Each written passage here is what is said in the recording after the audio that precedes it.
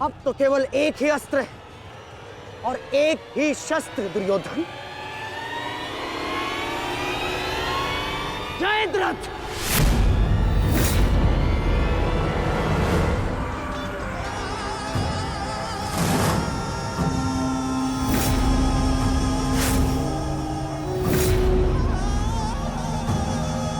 जयद्रथ! कदाचित द्रौपदी के पतियों द्वारा किया गया अपमान भूल गए हो तुम, इसीलिए द्रौपदी के पिता के समक्ष उपस्थित हुए हो। आज द्रौपदी के पति हो या उसके पुत्र, कोई मुझे नहीं रोक सकता।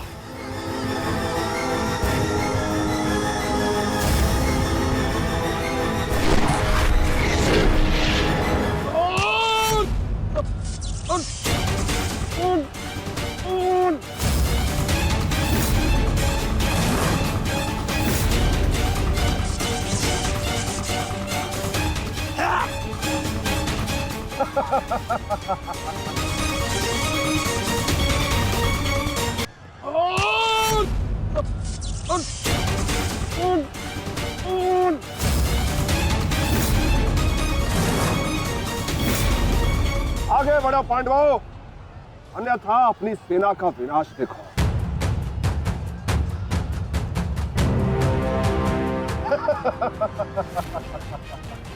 शेष पिताश्री, मुझे आज्ञा दीजिए। मुझे चक्रव्यूह के भीतर प्रवेश करने का मार्ग ज्ञात है। मैंने पिताश्री से सुना था कि ये मैं कर सकता हूं। नहीं अभिमन्यु, मैं तुम्हें इसकी अनुमति नहीं दे सकता।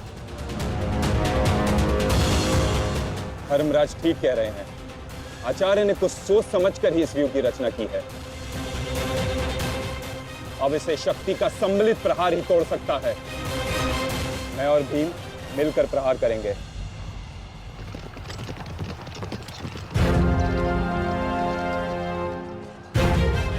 देखिए ने मामाश्री,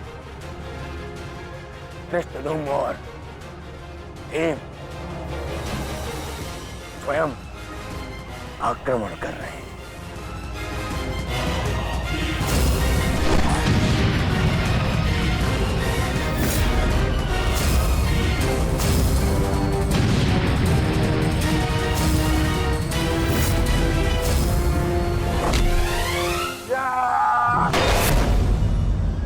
आज इनके हर एक प्रहार का उत्तर है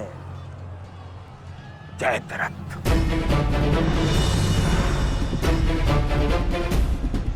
चक्रव्यूह में प्रवेश करने से पूर्व मुझसे नहीं मिलोगे मित्र?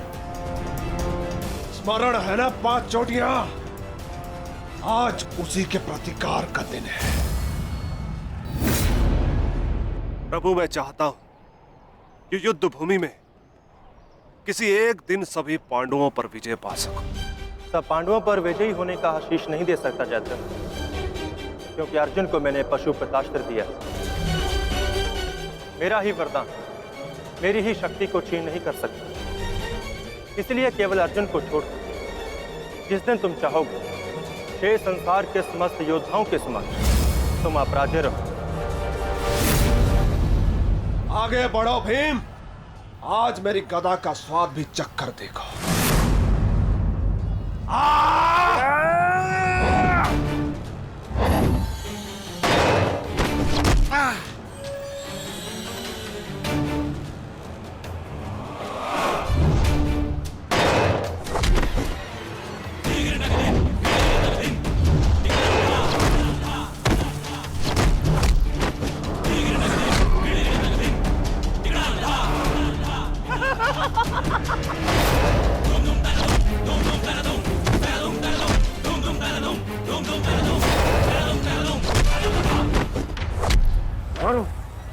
मारो से।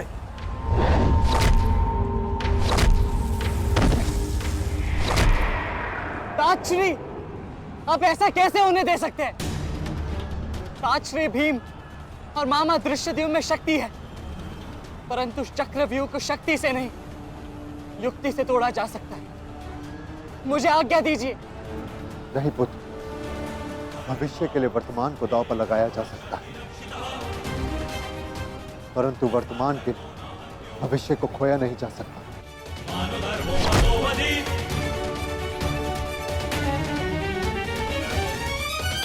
भीम और मामा दृश्यदेव में शक्ति है, परंतु चक्रव्यूह को शक्ति से नहीं, युक्ति से तोड़ा जा सकता है। मुझे आज्ञा दीजिए।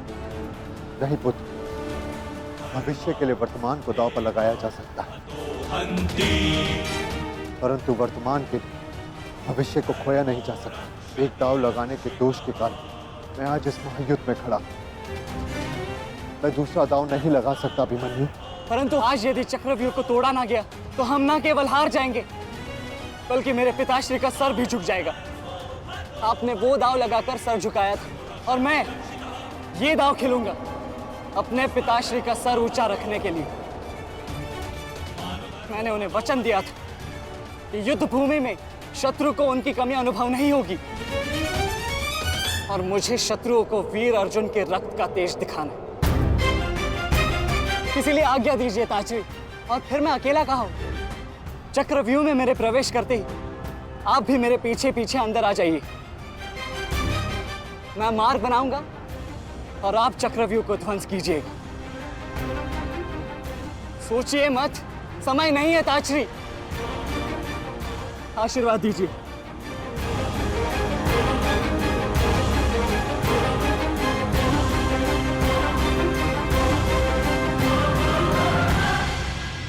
ठीक है पुत्र, किंतु सतर्क रहना। हम तुम्हारे पीछे ही रहेंगे। आगे बढ़ो।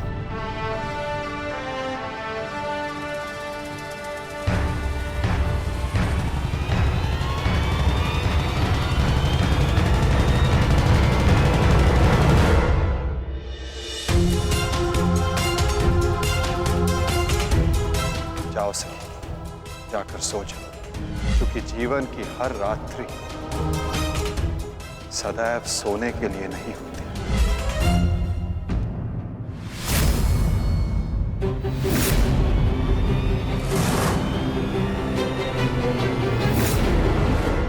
मेरी सुरक्षा के लिए माता यज्ञसेनी का आशीर्वाद है मेरे साथ, और जब तक ये मेरे साथ है मुझे कुछ नहीं हो सकता।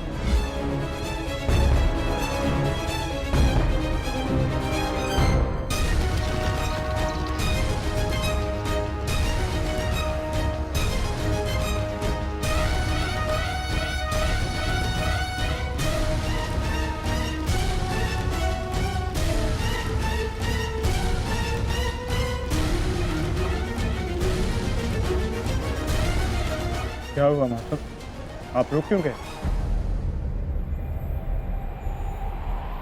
चूंकि समय नहीं रुकता पार्थ, परंतु मानव को 2 पल रुकने का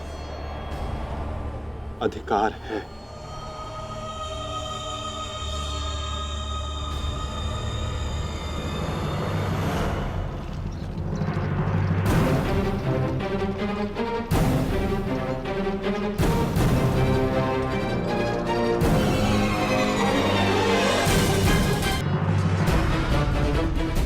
सारथी, आगे बढ़ो।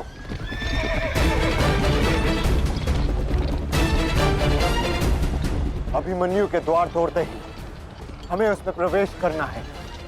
अभिमन्यु को दृष्टि में रखना, उसकी रक्षा करना हमारा कर्तव्य है।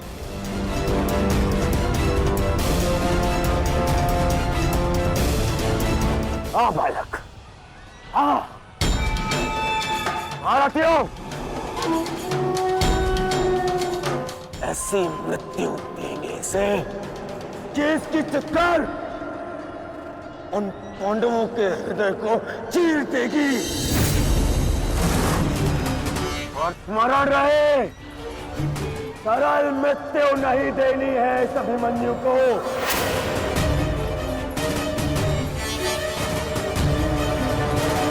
नहीं देनी है ऐसे सरल मृत्यु।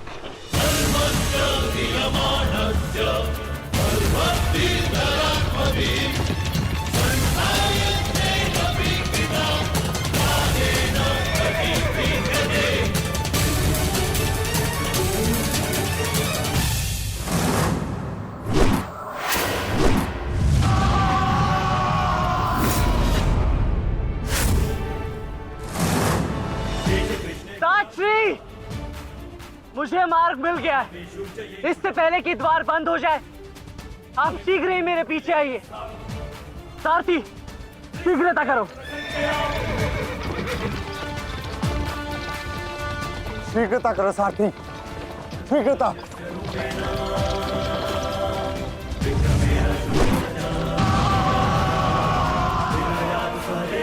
उत्तम अभिमन्यु, उत्तम।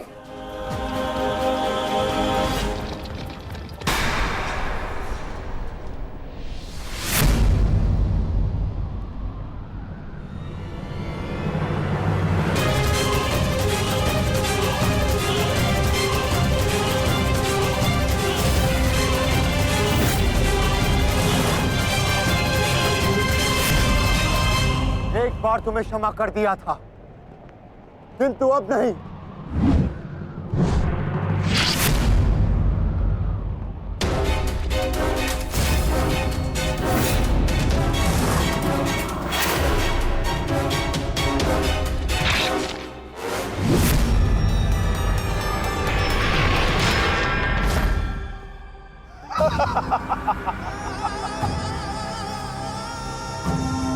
एक बार अपमानित हो चुका हूं, इस बार तुम्हारी बारी है पांडवों। महादेव का वरदान सफल रहा। आज इस युद्ध भूमि में केवल मेरा शासन होगा, मेरा। केवल अर्जुन के अतिरिक्त कोई मुझसे जीत नहीं पाएगा पांडवों। और आज सिर्फ एक ही मृत्यु होगी।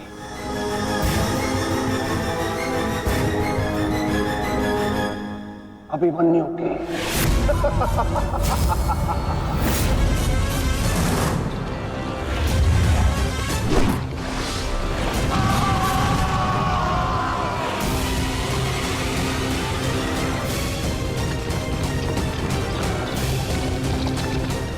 एक चक्रव्यूह तुम्हें पराजित करने के लिए नहीं है मूर्खों।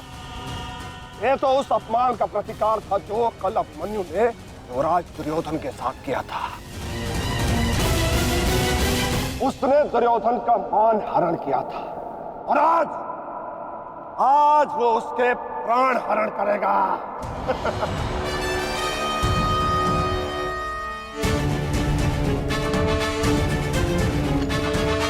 अभिमन्यु, लौट आओ, ये षड्यंत्र है। न्यायानां अधिकाराणां प्राप्त्यर्थं साम्राज्यर्थं न्यायानां अधिकाराणां प्राप्त्यर्थं साम्राज्यर्थं। व्यू के भीतर प्रवेश करना जितना चुनौतीपूर्ण है, उतना ही चुनौतीपूर्ण उससे बाहर निकलना भी है। और यदि बाहर निकलने का मार्ग मनुष्य को नहीं पता, तो उस मनुष्य का अंत निश्चित है।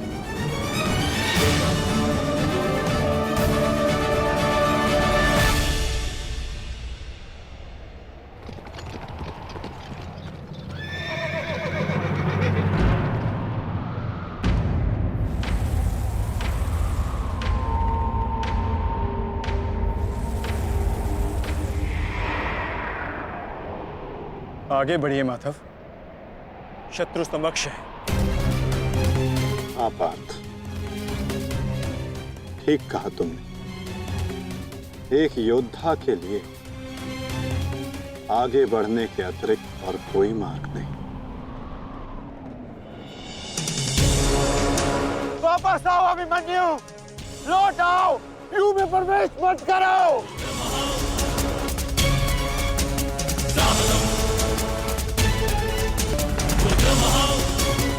मेरे लिए अब लौटना संभव नहीं था श्री। यदि हमने इस चक्रव्यूह को नहीं तोड़ा तो हम ये युद्ध हार जाएंगे, और मेरे रहते ये संभव नहीं। समझने का प्रयत्न करो पुत्र, ये सब तुम्हें घेर कर तुम्हारे प्राण लेना चाहते हैं। लौट आओ अभिमन्यु, लौट आओ। एक योद्धा मृत्यु के भय से पीछे नहीं हटता था श्री। वो आगे बढ़कर मृत्यु का वरण करता है। और आज मृत्यु को भी अर्जुन पुत्र के बाणों का तेज सहना होगा।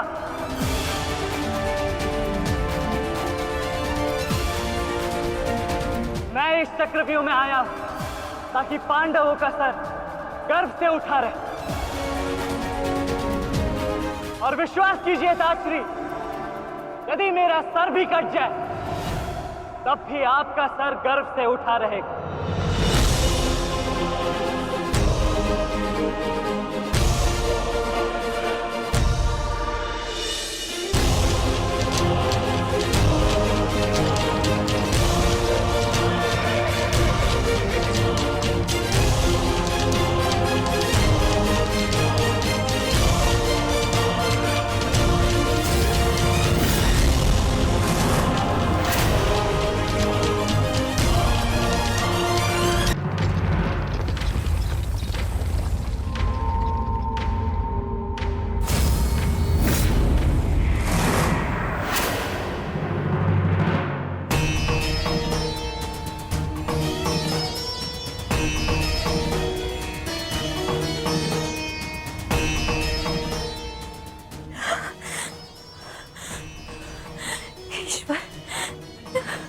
ईश्वर, मेरे पुत्र की रक्षा करना।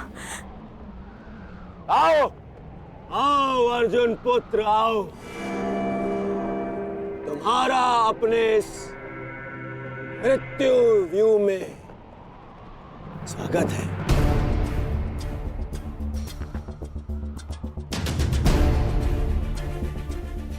एक वीर योद्धा से सुना था मैं कि हे मृत्यु, तैयार यदि तू आने को प्रसन्न मुखा, द्वार खुला है तेरा स्वागत प्रसन्न मुखा।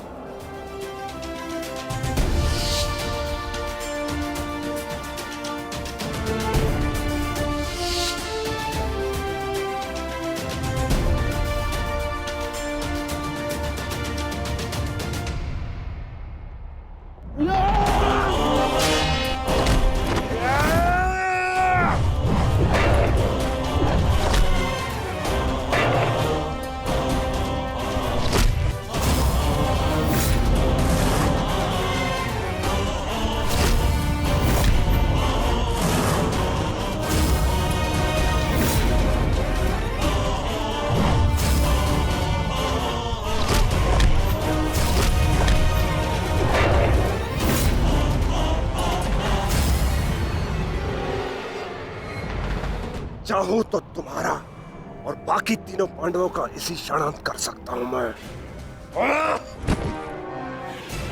किंतु उसके साथ उस पीड़ा का भी तो अंत हो जाएगा जो अभिमन्यु को पल पल मरते देख तुम्हें होगी। फिर उस पीड़ा का अनुभव कैसे होगा तुम्हें जो जयद्रथ ने इतने वर्षों तक सही है। अभी तो वो दृश्य देखना शेष है जिसे देखकर तुम स्वयं मुझसे अपनी मृत्यु की भीख मांगोगे। तुम्हारे सामने तुम्हारे कलेजे के टुकड़े टुकड़े होंगे और तुम कुछ नहीं कर पाओगे, कुछ नहीं। क्या हुआ? इतने महारथी को देख के भयभीत हो गए? क्यों? नहीं काका श्री, अपितु ये तो सम्मान की बात है कि एक साथ इतने सारे योद्धा मुझसे द्वंद्व करने की प्रतीक्षा कर रहे हैं। अच्छा, सच में महान धनुर्धर अर्जुन के पुत्र और महानतम योद्धा वासुदेव कृष्ण के भांजे का स्वागत ऐसा ही होना चाहिए। प्रणाम स्वीकार करे आदरणीयों।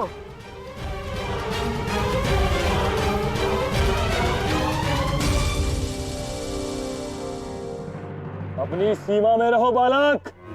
जितना कम अपमान करोगे उतनी ही कम पीड़ादायक मृत्यु मिलेगी तुम्हें।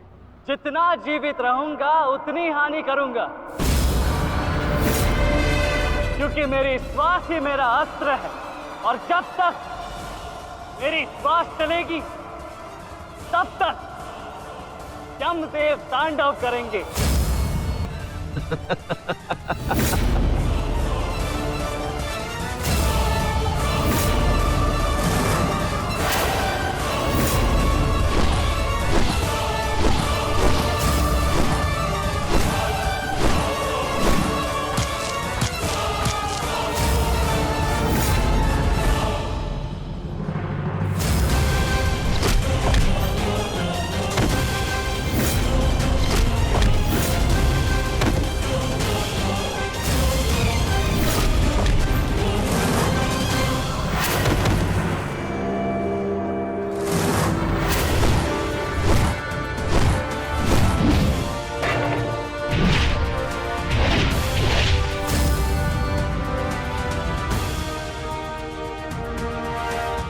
कुछ स्मरण हुआ काका श्री? कहा था ना मैंने कि जब जब आपसे द्वंद करूंगा तब तब आपके वस्त्र हरण करूंगा और तब तब आपके मुख पर इस लज्जा को देख अपने मन में जल रही प्रतिशोध की ज्वाला को शीतलता प्रदान करूंगा। और हो गया मेरा अपमान, अब और नहीं। महारथियों, आक्रमण करो इस बालक पर।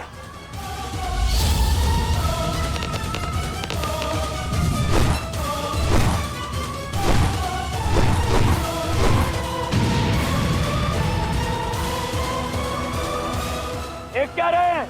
अपने धर्म का पालन कीजिए, मेरा प्रतिशोध लीजिए, आक्रमण कीजिए आचार्य।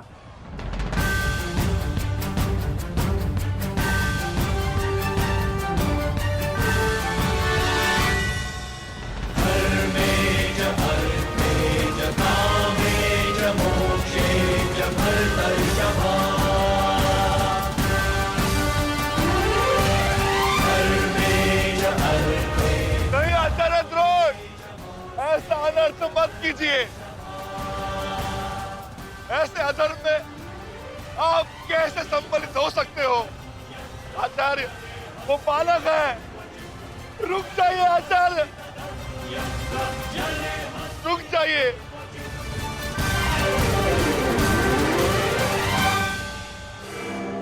अपना दिया वचन स्मरण है ना पिताश्री? इस बालक की शक्ति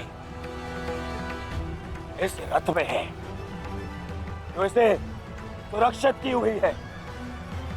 आचार्य, इस बालक को रथ विहीन कीजिए।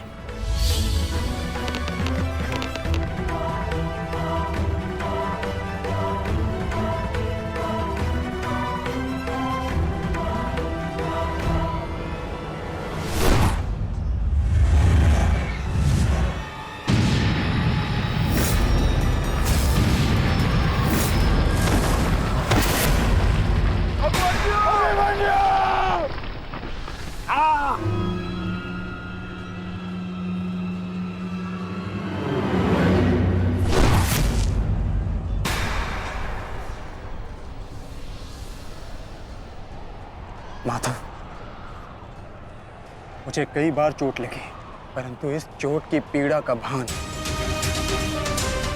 मेरे मन को विचलित कर रहा है। कहीं ये कोई संकेत तो नहीं?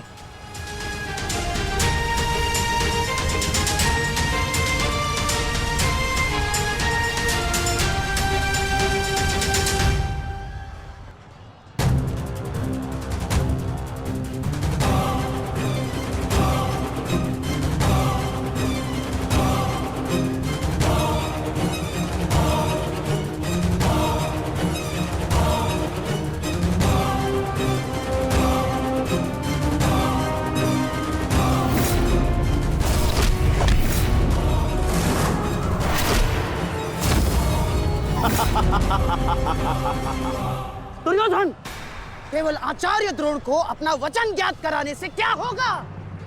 इतने अपमान के पश्चात भी अंगराज कर्ण तो जो के त्यों खड़े हैं।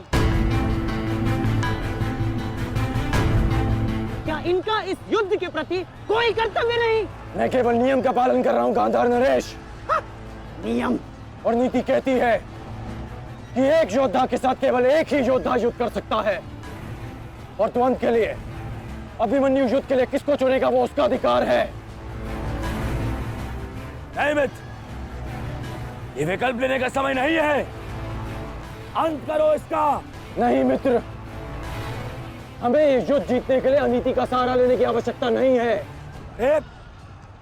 नीति सिखाते सिखाते प्रपितामह शरशैया पर चले गए।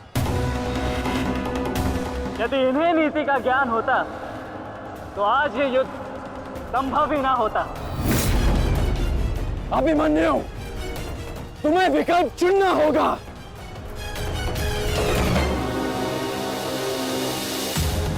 तो फिर मैं आप सबको वन के लिए चुनता हूं।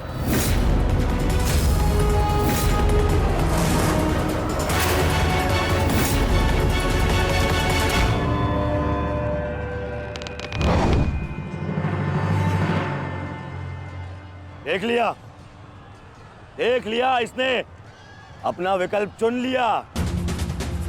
अब इस पर दया दिखाने की कोई आवश्यकता नहीं है।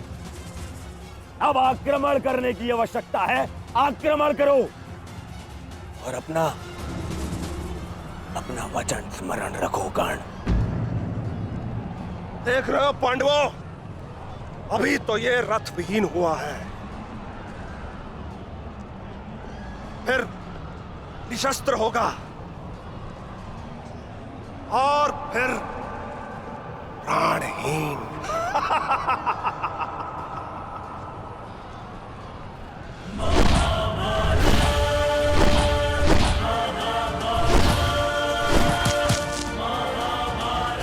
ये क्या कर रहे हो?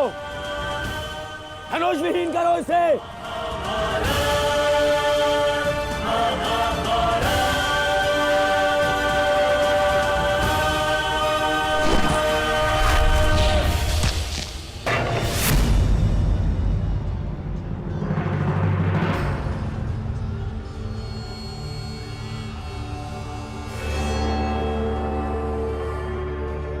ठहरो मत, स्मरण रहे, इससे इतनी सरल मृत्यु नहीं देनी है। सूर्यास्त होने तक इसकी श्वास इससे अलग नहीं होनी चाहिए। अबे इसे बहुत पीड़ा सहनी शेष है। मित्र, ये एक योद्धा है, इसे योद्धा की मृत्यु दो। अरे योद्धा नहीं है ये, उन भगोड़े पांडवों का मेला रक्त है। इसे बहना होगा। मित्र जागो, जागो मित्र, और प्रहार करो।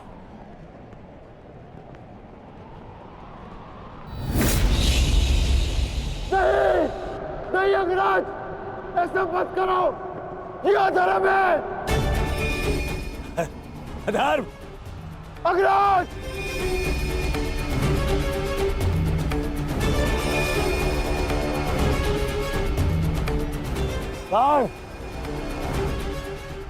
स्मरण करो, स्मरण करो कैसे इन पांडवों ने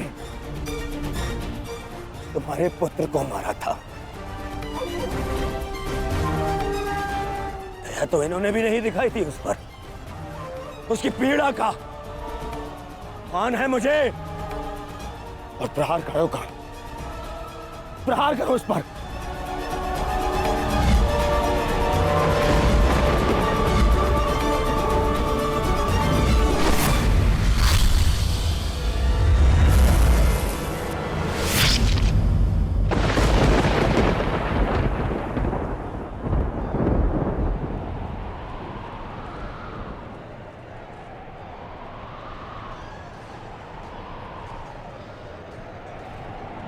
अभिमन्यु!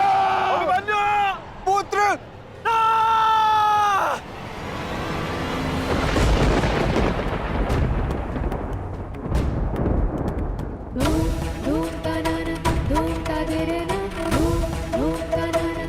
क्या हुआ माताश्री? उतरा बस ऐसे ही। एक बात कहूँ माताश्री, आज मन कुछ विचलित सा हो रहा है। आज से पहले ऐसा कभी नहीं हुआ। हमारे तो रोज ही युद्ध पे जाते हैं, परंतु आज कुछ विचित्र सा अनुभव हो रहा है। चिंता करने की कोई आवश्यकता नहीं है उत्तरा। मेरा पुत्र महावीर है और फिर उसे सभी पांडव, पिताश्री, ज्येष्ठ, उनकी सुरक्षा भी तो प्राप्त है।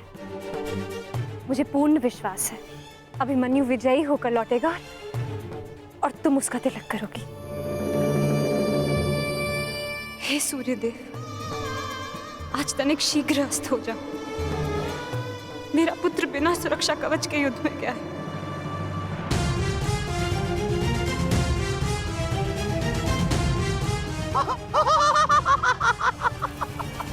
बालक, तुम्हें सबके साथ युद्ध करना था ना? करो, करो युद्ध।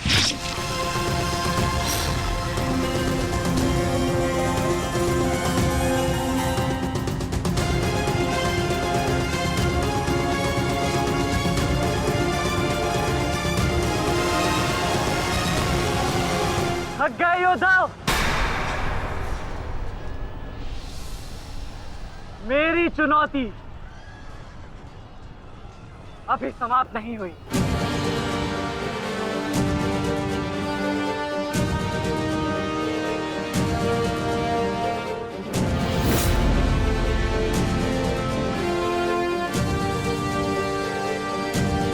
आचार्य द्रोण,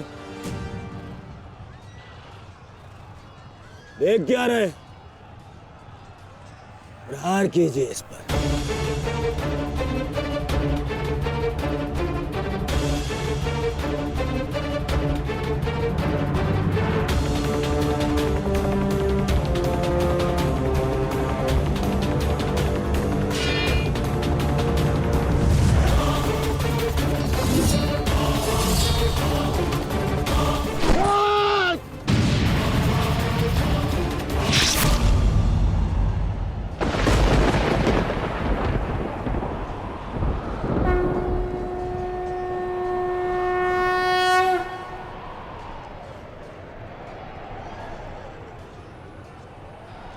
अब ठीक है ना माधव?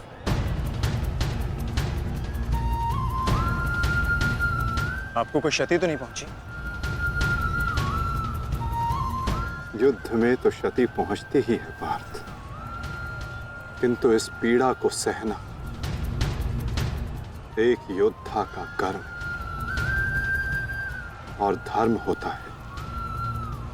समय की मार को तो स्वयं ईश्वर भी नहीं टाल सकते। त्रिगर्ता सेना का नाश करो पार्थ।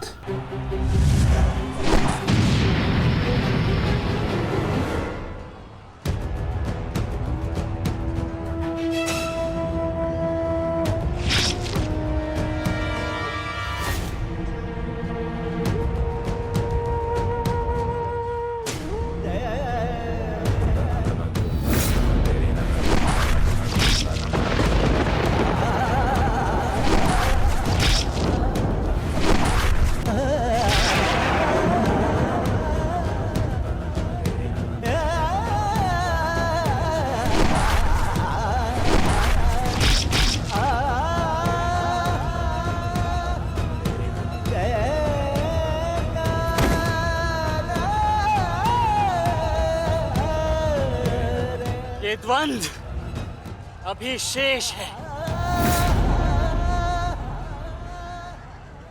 मैं महारथी अर्जुन का पुत्र हूं, महारथी भीष्म का प्रपुत्र, वासुदेव कृष्ण का भांजा। इतनी सरलता से नहीं मरने वाला। अरे ये द्वंद्व अभी शेष है। अभिमन्यु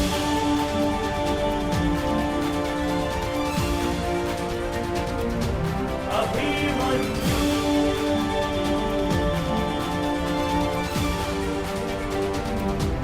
अभिमन्यु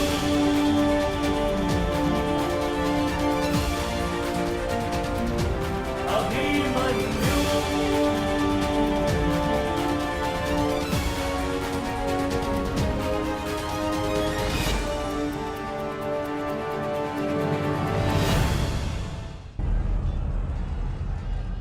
बस करो दुर्योधन, अभिमन्यु के लिए इतनी पीड़ा पर्याप्त है। देखो इसकी दशा। अब अभिमन्यु और उसकी पीड़ा का अंत करने का समय आ गया है। नहीं, मेरे अपमान के घाव अभी भरे नहीं है। केवल मेरे आदेश का पालन करो। अभी इसकी मृत्यु का समय नहीं आया है। जीवित रखो इसे, पर प्रहार करो।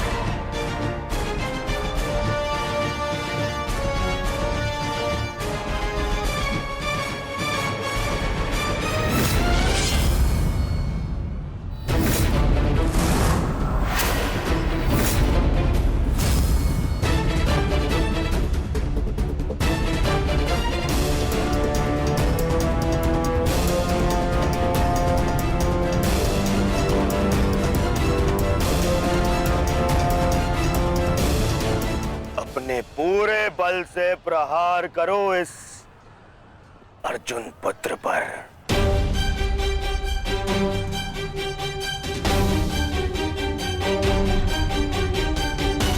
और स्मरण रहे,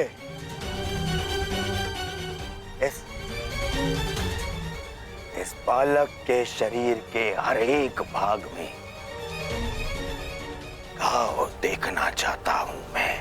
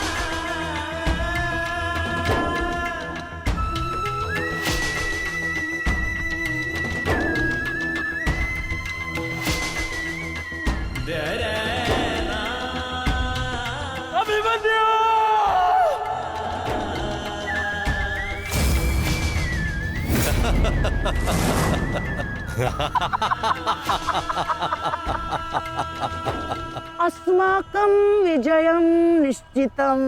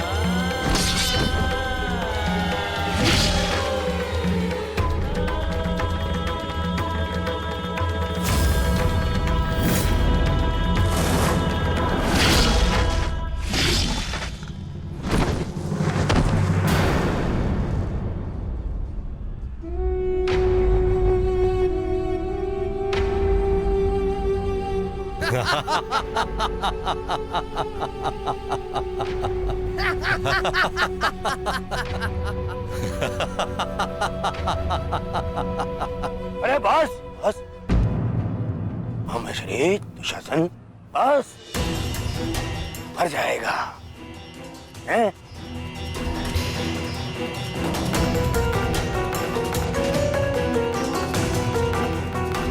क्यों?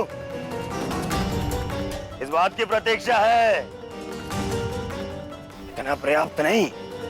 चल एक मांग मुझसे, मैं तुझे मृत्यु दूंगा भीख में।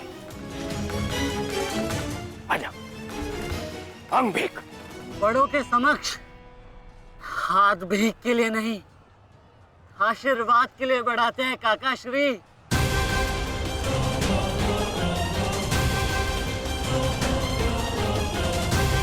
आशीर्वाद दीजिए।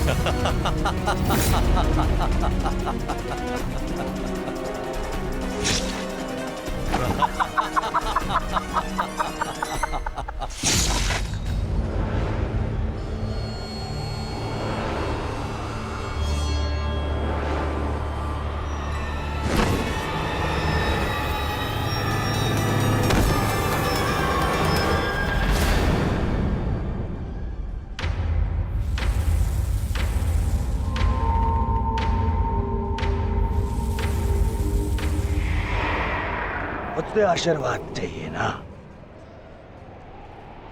तो ठीक है।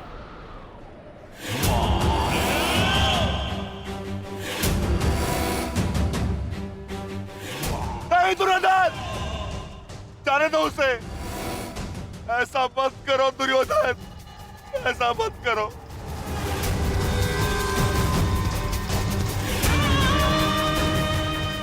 चाहिए तो उसके स्थान पर इस रिकोदर भीम के प्राण हर लो,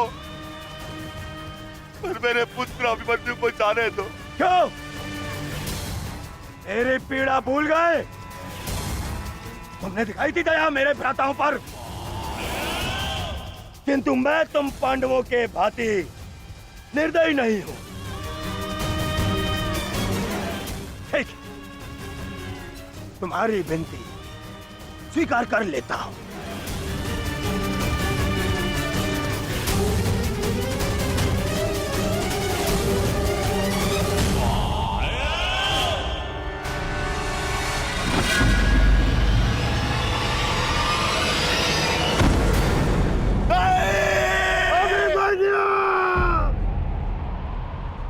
आओ, आओ मुझसे भीख मांगो।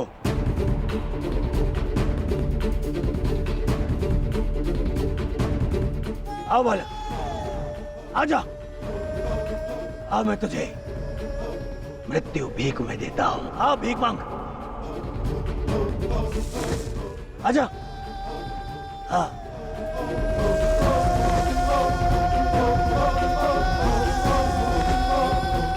मैं तुझे मुक्त कर दूंगा। मांग, मांग मुझसे भीख मांग।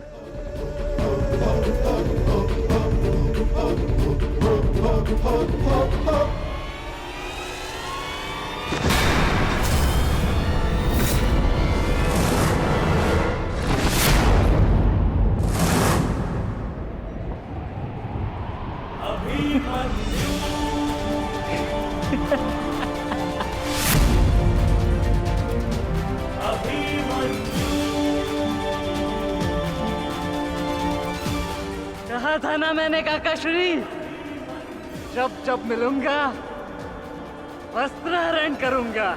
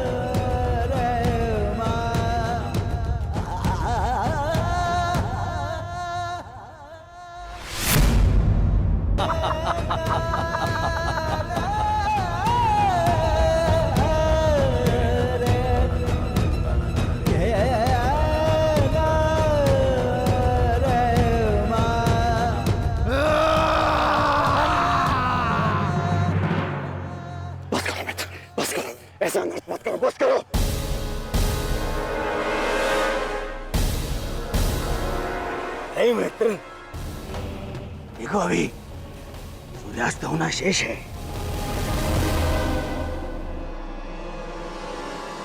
और अभी इसे और पीड़ा भी देना शेष है, अभी नहीं।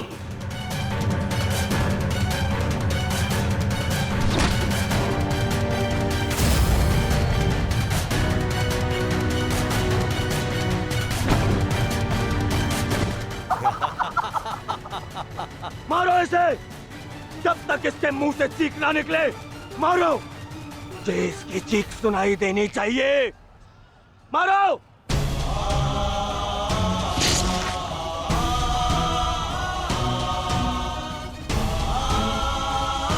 अभिमन्यु,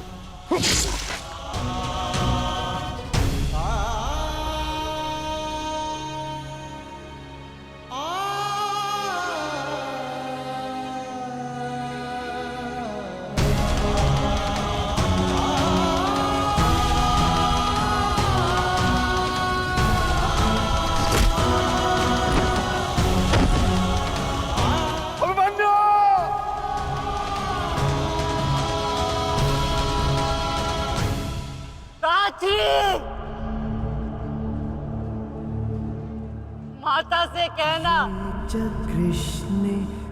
उनके अपमान का प्रतिकार अंत तक लिया उनके पुत्र ने।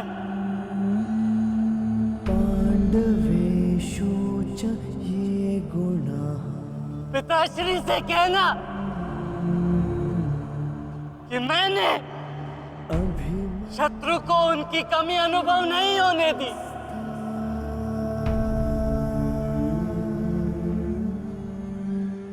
उत्तरा से कहना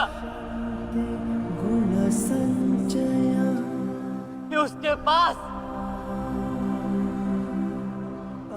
मेरी संतान को सुनाने के लिए एक महान कथा है।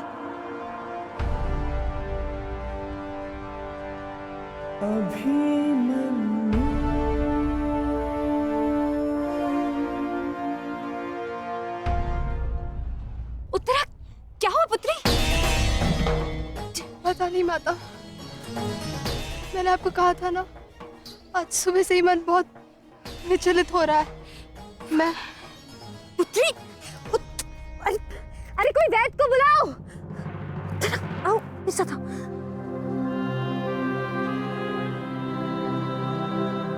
मामा श्री से कहना कि संसार में उनके चक्र का सामना कोई नहीं कर सकता।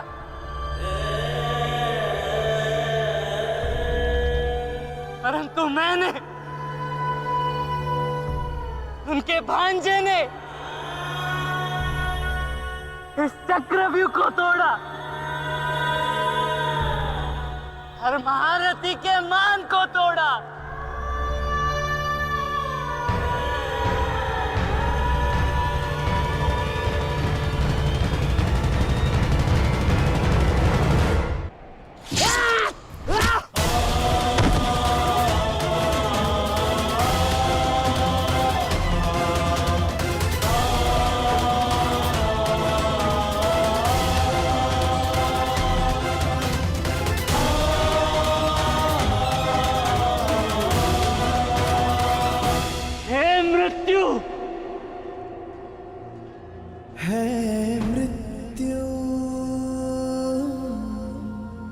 तैयार यदि तू आने को,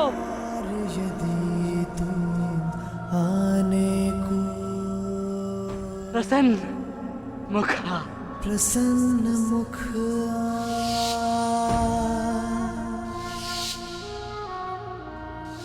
पिताश्री।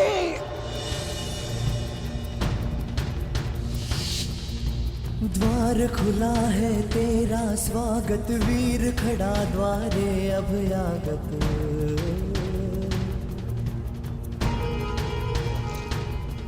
बाहें फैला के मुस्कुरा के करता अपने अतिथि का स्वागत।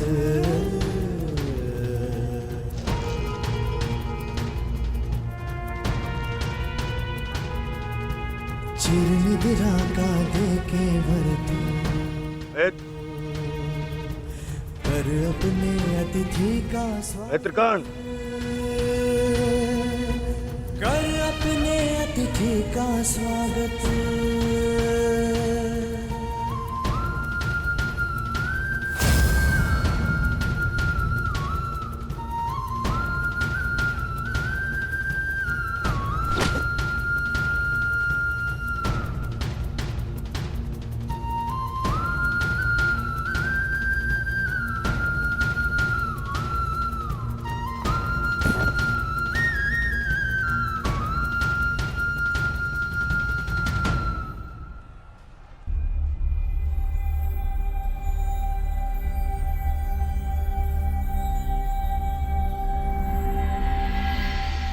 बस पुत्र,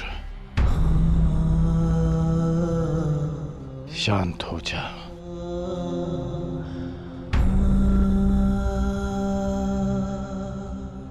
विश्व के सर्वश्रेष्ठ योद्धा की पदवी ना मुझे मिलेगी और ना ही अर्जुन को। वो सम्मान तुमने हमसे छीन लिया पुत्र। आज महाभारत हार गई, परंतु तुम जीत गए महावीर, तुम जीत गए।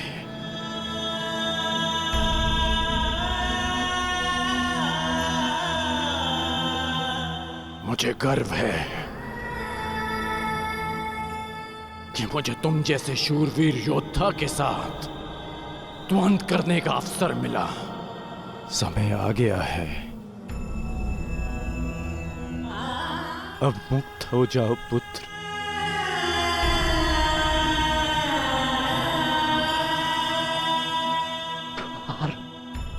खुला है, तेरा स्वागत। प्रसन्न मुख आ।